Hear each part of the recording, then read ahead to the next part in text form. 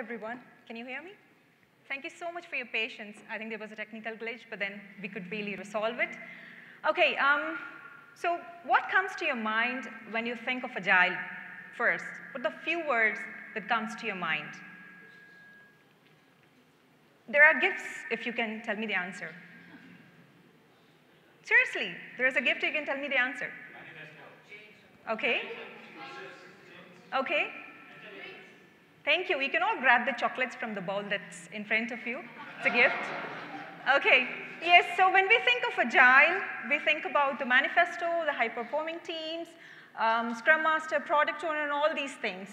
But we often tend to ignore a key important skill. So we are going to talk about that skill later. Before that, I want to ask you a simple question. Within the last week, have you ever thought of emotional intelligence or being an emotionally intelligent person? Gifts for this too. You can grab 2 chocolates. Any situation that made you think that you were an emotional intelligent person? Yes? No? Were you conscious about your emotional intelligence, either at your workplace or at home? No? Okay, that's where we would get started. I'm Umme Kulsum, and today we are going to look at how emotional intelligence is tied back to the performance of an individual and the success of an Agile team. All right, so we will take a look at what is emotional intelligence. Do you want to guess what is emotional intelligence?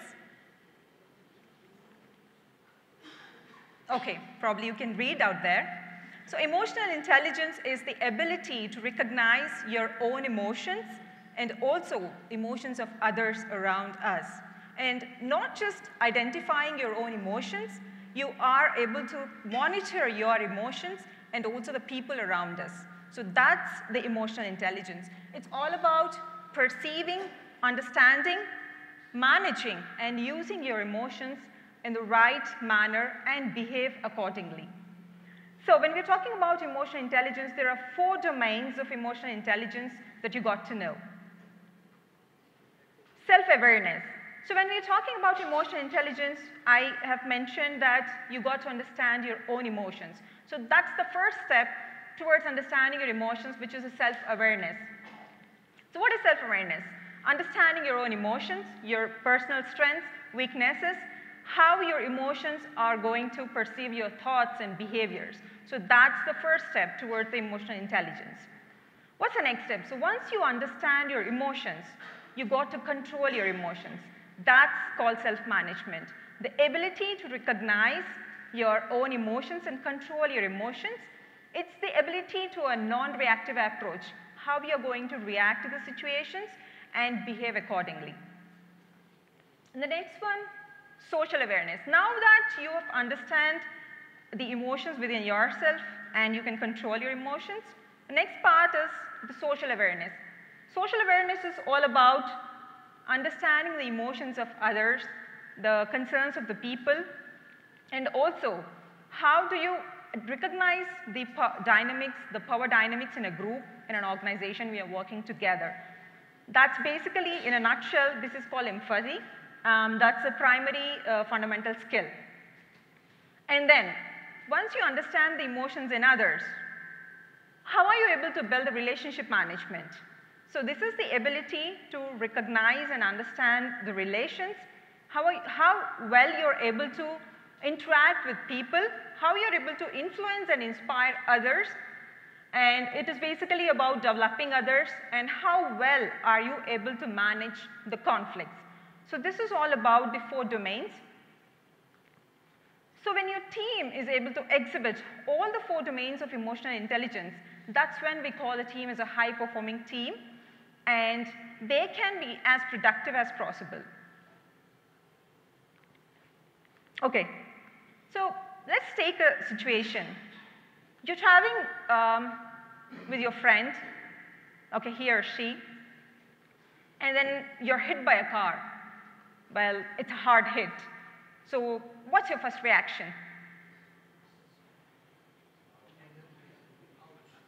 Okay, what's your first reaction when you're hit by a car, when you're driving with your friends?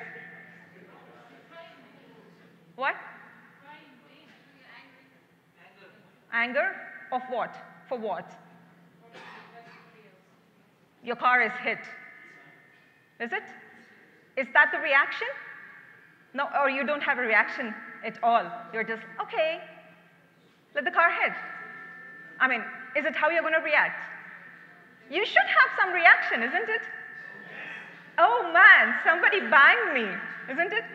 Okay. So you're going to think about the car, isn't it? Are you not going to think about your friend? Is he or she are really hurt or not? That's called amygdala hijack. Amygdala is the emotional center of the human brain that can create split two responses when a person is emotionally threatened or scared. So amygdala hijack is a situation that describes, able to hear me? Okay, that describes when a person reacts immediately. It's an immediate and overwhelming response to a situation, but often it leads to an inappropriate consequences. So imagine yourself in such situations at workplace. Say, for example, you got an email from your boss, or say from a colleague blaming you for a situation, okay? So what's your reaction? Say, okay, this production issue is because of you. Or probably it's not written in that way, but then aiming to put you on the point or put you on the spot. So what's your reaction when a mail comes in which says that you are blamed for a situation? What's your reaction? You type something and then simply send it. You don't have a second thought. So there's an interesting thing that I was reading, which is called, there's a tool, Tone Check. There's a company in Canada called Tone Check, which actually provides a plugin to the Microsoft Outlook, which helps us to scan the email of the tone. The tone of the email is scanned when we are about to send an email. So if you ever try to send an email with a different tone or unintentionally adding few words to the email, so there's a red color flag that appears on the bottom corner of your screen, right corner of your screen, saying that you're not supposed to send this email. So if you install the plugin to the Microsoft Outlook, you'll be able to see that there's a red flag at the bottom right corner that's going to pop up. And it'll say it's not appropriate because there are some words that you shouldn't be sending out. So once you start correcting the sentences, that's when the flag turns green. That's when it gives you a go-ahead saying that, yes, please go ahead and send the email.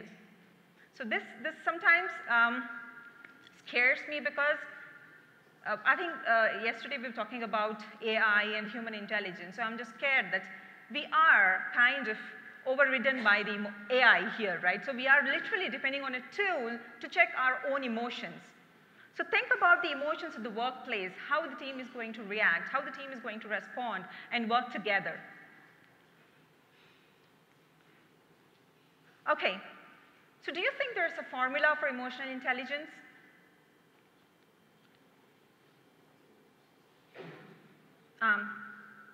It's like E is equal to MC squared, something like that?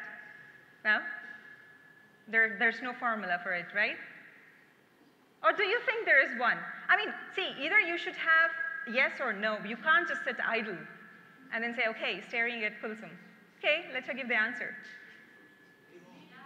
So we want this session to be as interactive as possible, right? We are here to have the mutual knowledge. Yes, we have the formula. So what's the formula for the emotional intelligence?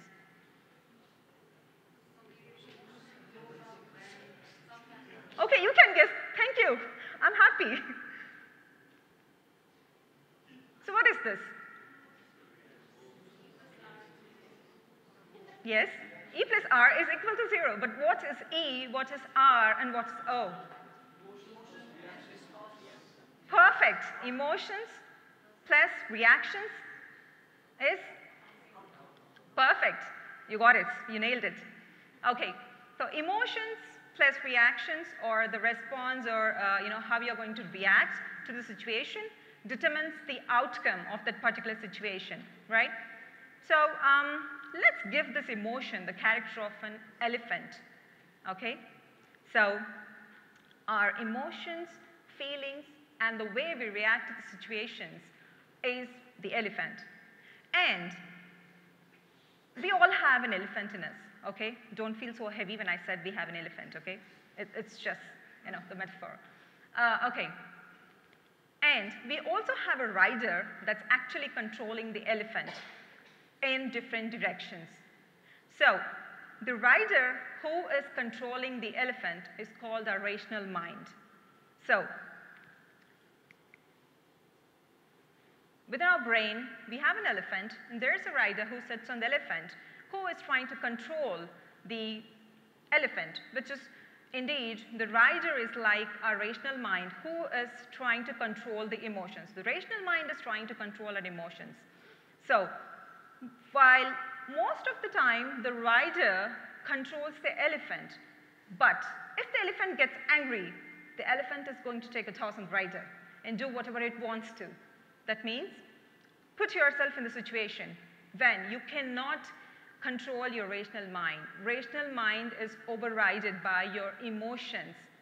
The consequences are very bad. You have to face the consequences, isn't it? So if whenever you are in a team and in a group of people, you really got to control the rider and the elephant, just to ensure that you don't have the negative consequences. So we often have the habit of reacting to a situation very immediately. Okay, you're going to say something and I'm going to react very immediately. We don't have second thought about it. So emotional intelligence is all about the elephant, the riders, and how well are you able to control them in order to have a better outcome. So let me give you an example. There are two teams that I worked with, I've coached. So one team, they had all the technical expertise that they needed. They had the domain knowledge. They were in the system for quite a long time. They know the in and out of the domain aspects. They know the business. And they were very skilled persons, okay? And this was the first Agile team that we have actually transformed. And on the contrary, there is another team which was quite new. It all had the millennial generation, the younger crowd, and also some campus grads within the team. And nobody had any clue about what they are going to work on, what the technology is going to be used. It's just that they were a team together, that's all. So now the question is, which team do you think had taken less time to transform and adopt to the changes? The team A, team 2? Why is it so? Yep, team 2, okay. Why do you think the team 2 took less time to transform? No baggage? Okay, no baggage. Okay. And why do you think the first team failed?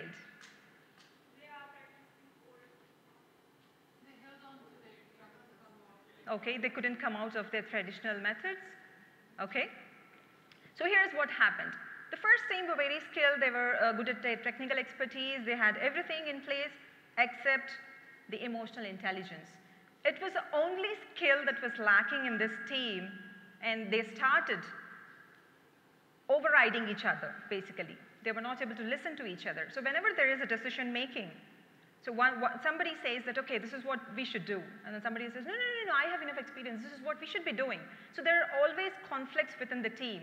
They were not able to gel together. They were not able to work together.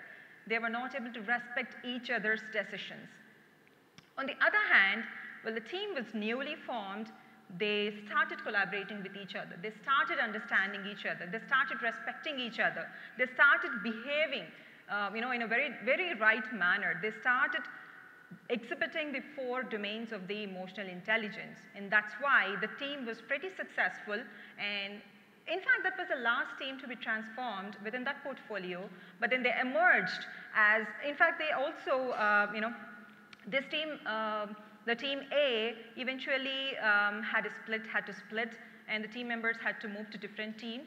And it was made a totally different team. But this team, on the other hand, it was actually awarded as the best team because not just because they were working together and they were exhibiting the emotional intelligence, but also with their collaboration, they could come out with practices like the pre-programming, behavior-driven development, test-driven development, domain modeling. Now, all these practices were inculcated by the team just because they were able to trust each other and they were able to respect each other, and while there were situations, they were able to act accordingly and behave accordingly. So that was a success for these teams to exhibit the emotional intelligence and be successful. So definitely, we often think about, I think we've been hearing about the manifesto, the organization, the strategies, the principles. We talk a lot about these things, but we tend to ignore certain key aspects. These are all soft skills that we got to inculcate within the teams so that the teams are more successful. And at the same time, they are also, it kind of helps in unleashing the intrinsic motivation of the teams just to ensure that they are productive as possible. Okay. Now, why do you think emotional intelligence is important? All this while we have been talking that, okay, this has to be like this, and this is more successful, this is what it is. So I remember when I was a kid, I used to run behind the IQ online tests. I'm sure most of you might have done this. Raise your hands who have not done this. Okay, you have not done this. So you were not aware of these IQ tests online? At least I used to compare my IQ with Einstein's IQ. Okay, I know I'm somewhere on the ground, but then, yeah. So I still remember the way I used to do these online tests, because that time I wasn't even aware that there was something called EQ. But to my surprise, it was actually coined in 1990. By the time I wouldn't even know what EQ is. Emotional quotient. This term is actually coined in 1990 by Mayer Solovey, who is this person who has coined this term. And since then, this term actually exists. It's just that we were not aware. At least I was not aware just before that. So IQ is all about the cognitive intelligence, and EQ is all about the emotional intelligence.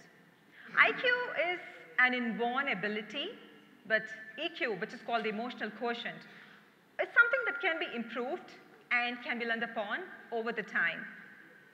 So,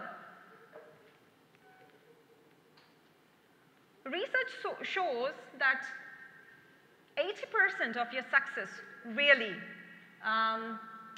depends on EQ. Do you know how many emotions we express in a single hour? No? Just try some guesses. I mean, no penalties for the wrong answer though. But closer, there are 27 emotions that we actually discern every single hour, and there are 500 emotions in a single day that we are going to discern.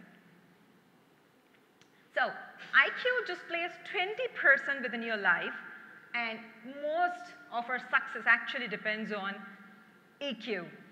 So, there was a research that was conducted by Career Builder in 2011, and nearly 3/4 of the hiring managers said that they would actually look for the employees with higher EQ than IQ. And nearly more than 3/4 of the managers said that they would likely, they would really likely to promote the employees who are exhibiting higher emotional quotient than intelligence quotient, which is IQ, okay? So there's an old school saying which says that if you want to be successful, you need IQ in school. If you want to be successful in school, you need IQ. But if you want to be successful throughout your life, you need EQ. So IQ gets you hired and EQ gets you promoted. I think this is more interesting, right? Promotions. We all look for it. We all look forward to it. So probably this is something we should really know. Okay, now I would like to play a video for like 2 minutes, and then we'll talk about it. Okay, so what do you think? I played this video. It's funny, isn't it? Do you know Chris Gardner? Have you seen this movie? In Pursuit of Happiness? It's a wonderful movie. I watched it with my daughter just to let her know we shouldn't really be thinking about the bad times. So let me tell you about Chris Gardner. In what situation did he come to the interview? So what do you think has landed him a job? I mean, what basically made him to get this job? This guy is a homeless, he's a jobless, he's desperate for a job, he has a kid whom he has to take care of, and he spends his night in the jail, and he is coming directly from the jail without a shirt. Can you ever imagine going to an interview like this? I don't think so. Right? So what do you think landed him this job? Okay? Exactly. So he was actually displaying the emotional intelligence here. He was not thinking about what the situation. He was in the last night. He had to spend his night in the jail, but nothing bothered him. He was just humorous. And if you have noticed, once he entered the office, he shook hands with everybody. So he started, building that relationship. So he has exhibited all the 4 domains of intelligence. He knows what his position is. He's able to control his emotions, and he is also recognizing. So when he said 20, so are you first in the class of 12? So he can understand the emotions, and he can recognize the emotions of others or the interview panel. And relationship management, he started building the relationship and he entered the room. So that's what actually landed him his job. She has done a lot of job for me, right? You're all prepped up for what is the next slide. So thanks, Kulsum, for that. After the wonderful video of this guy, my job is a little easier. Yeah, you can connect all the dots now. So as the keywords in the industry are traditionalists, and high performers. These 2 are the keywords we hear in the industry everywhere. When you are given a promotion or when you are not given a promotion, some things come out which you will never understand how it has happened. So we'll see some of the traits of who are the people who are called as traditionalists and what are their views about emotions. If you are in that, you have to learn how to become a high performer. If you are in the high performers, when your emotional thinking is like this, then you are safe for the new generation of jobs. So when you are a traditionalist, they feel emotions distract them, right? And they also feel increase their vulnerability, and it must be controlled, it must not be exhibited, and something happened, see? And so the high performers, on the contrary, they feel like these emotions are motivating them. You are happy at the workplace, they think it is going to give them some space to be creative. These are the thoughts which are different from each other. And you have to provide vital feedback to them time to time and regularly. And other thing is, you must be managed. The emotions must be managed is what they say. It's not controlled. That is the difference. When you are saying control, you are trying to suppress them. When you are trying to manage your emotions, you are trying to use them appropriately. That's the main difference between these 2 kinds of thought process. So if you have low emotional intelligence, these are the characteristics which you can see in the team which are prevailing. When you have a very low intelligence, emotional intelligence, people try to be aggressive, demanding, and all that stuff. Critical, picky, and fussy about everything. And also they have a stubborn mindset. On that contrary, if they have a high emotional intelligence, what you see is they are warm, assertive, and detailed, and also patient. So do you see these kind of personalities in your teams? We may have a mix of both of them. So what is the impact of EI on agile teams? So that was the topic we were trying to cover. What is an agile team? What are the things we remember on the soft skill side of an agile team? Any words you get? Collaborative, self-organized, respect, transparency, proactive. Any other? Inspect and adapt, that is something which we do. I'm thinking about the communication skills. Trust is also there, right? very important thing we say in an agile team is trust each other, respect, trust, and other stuff. So if I have a good EI on the team, high EI, emotional intelligence on the teams work as a single team, happy, and collaborate with each other, and always be open for suggestions. And the same thing is like they come out with their ideas and exhibit a lot of creativity. That is what research has shown. On the contrary, if it is a low EI team, what is going to be the result of it? Frustrated,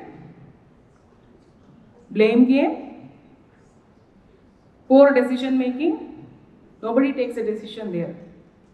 Okay? So these are some of the things which are very bad for an agile team, as we have taken the keywords when we are thinking about agile teams. Okay? So the benefits of increasing emotional intelligence. Anything we need to discuss about this? Because we have seen how the guy has got the job also. Yeah? So greater understanding, compassion and empathy, stronger relationships, open to criticism, and controlled behavior, positive interactions. Let me take an example here. When we have emotional intelligence abundantly in the team, see, there is a situation in a team where something has went wrong, and the project manager or the scrum master or whoever is going to run the show is angry with the person because of the work he has done. There are two ways to react to that, right? What happens if the person goes and scolds them in front of the team and blames them for the work they have done? There will be a negative impact on the team as well as the team member who has actually done that task. On the contrary, if the person who's going to point out that there is an error in the task is having a high emotional intelligence, they might do this. Go and talk to them about the task, not about the person, and pursue that there is a way to do it in a different manner. So that actually gives a different feel to the person who actually does the task, as well as to the other team members who are all going to listen to their conversation. So there is no negative impact because of that. So these are some of the pointers when you have an increased EI in the team. So it increased your team performance, leadership abilities, and also personal well-being of the team, and reduced staff turnover, as well as decision making and occupational stress.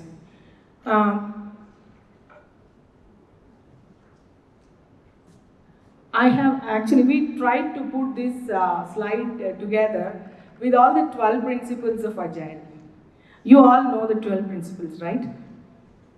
So just think of the first principle and see how the first two are actually going to relate to that.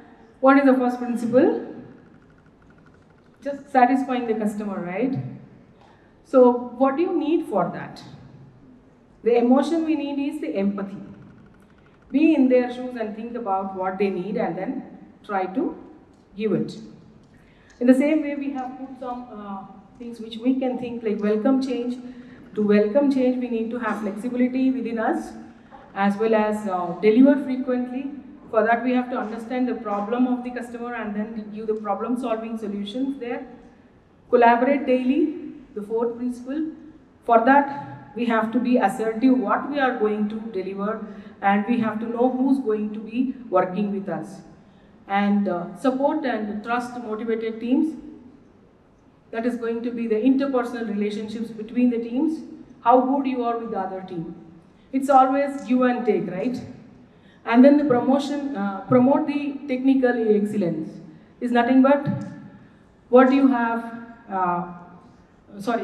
promote face-to-face conversations. It's going to be the interpersonal skills of you and the expressions you have on your face when you are talking to the other person. And then you have deliver working software. It's nothing but really test it and then deliver it frequently. And then you have promote sustainable pace.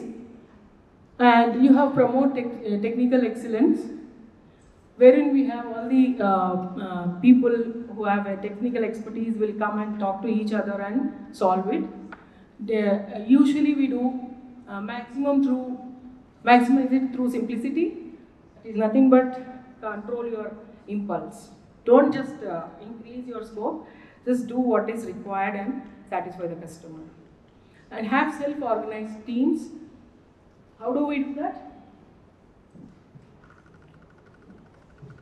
Self-organized teams. Any example?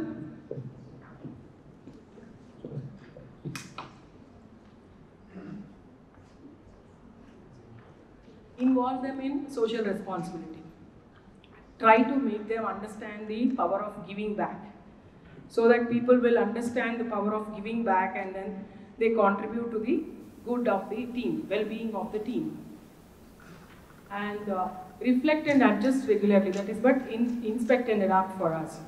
So what we do in that is self-actualization, like what is that I have done today which is good, what is that I have to improve, and other things. There is one interesting research we were going through by Harvard Business School.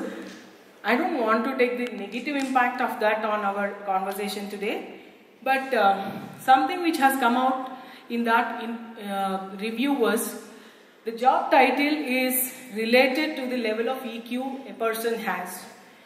I don't want to take it in a negative sense, but it has shown that individual contributors and managers or supervisors require a lot of EQ when compared to the CEOs and other people who are in the C levels.